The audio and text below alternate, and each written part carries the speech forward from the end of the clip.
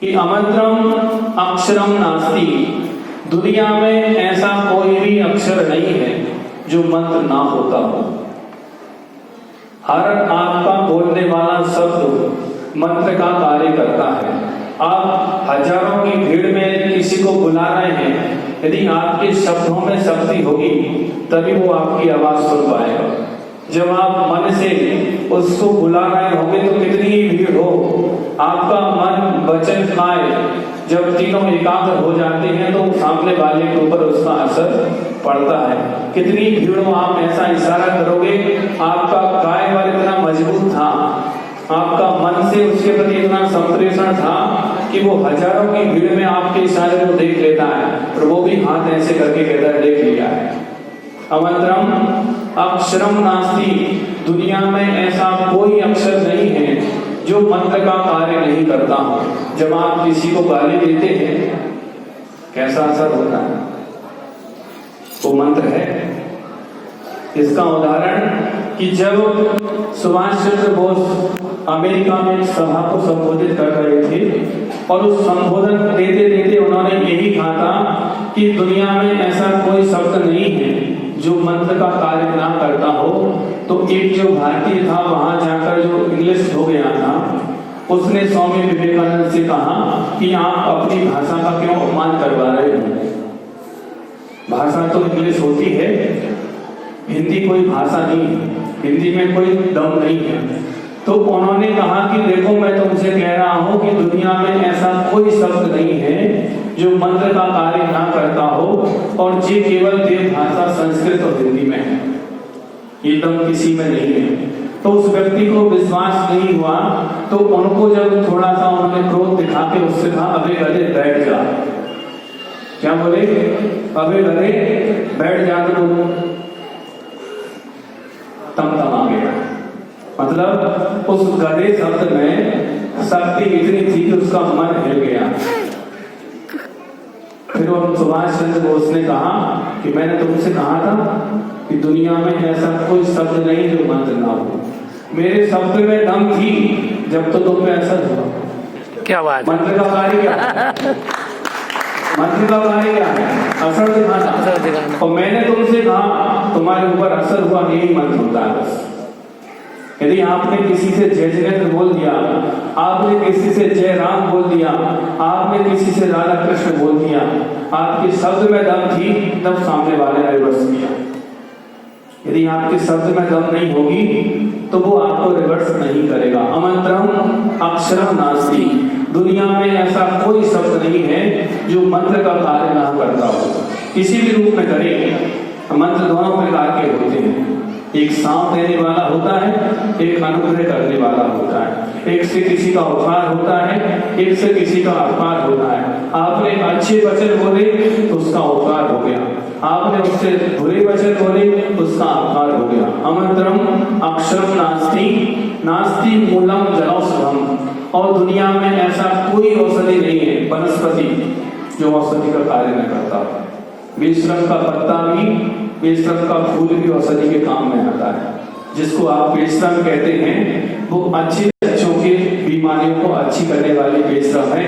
कि तुम्हारी कितनी बेशरम बीमारी हो, यदि बेशरम का पत्ता लग गया तो उस बेशरम को जैसे लोहा से लोहा काटता है, वैसे बेशरम बीमारी से बेशरम बीमारी कट जाती है। नास्ति मूलम जनौषधम, दुनिया में ऐसी कोई वनस्पति नहीं है जो औषधि का काम ना करता हो। चाहे वो डूबा हो, चाहे वो कुमार हो, चाहे वो गुरवेल हो, चाहे वो करेला हो, चाहे वो नीम हो, चाहे वो तुलसी हो, और चाहे वो पपीता के पत्ते हो, कोई ना कोई औषधि के काम में जरूर आता है।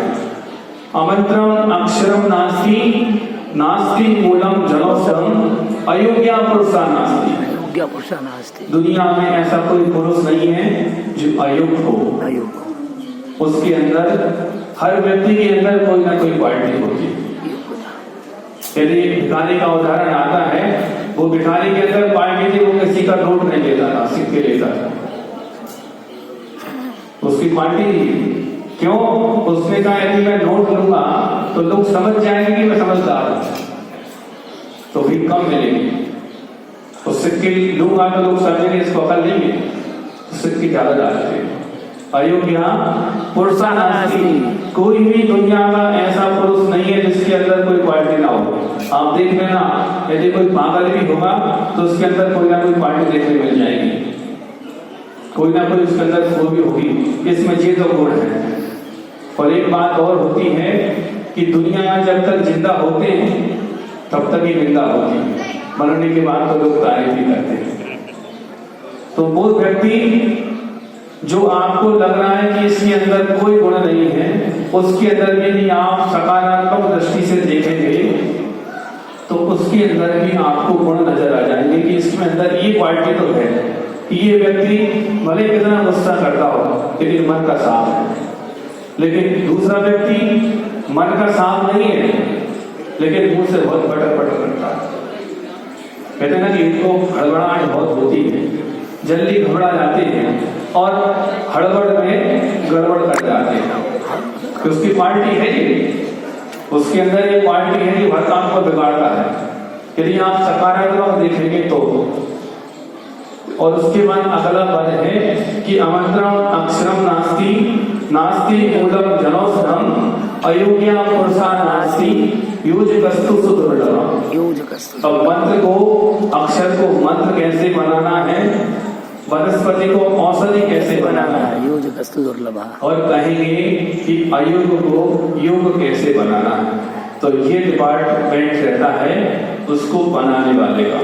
ऐसे चुनाव में 19 लोग खड़े थे, सबकी नजर में अयोग्य थे, लेकिन सबने मिलकर ये तो योग घोषित कर दिया कि 19 में एक ही व्यक्ति योग है। इसने किया योजकस्तु सुदृढ़, उसकी संयोजना करने वाला दुर्लभ है।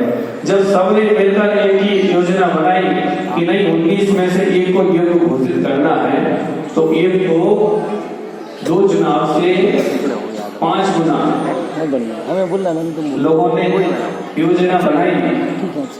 पहले 2100, फिर 2000 और फिर 21,000। तो किसने बनाई? योजकस्तु दुर्लभ, केवल उसकी योजना करने वाला दुर्लभ है।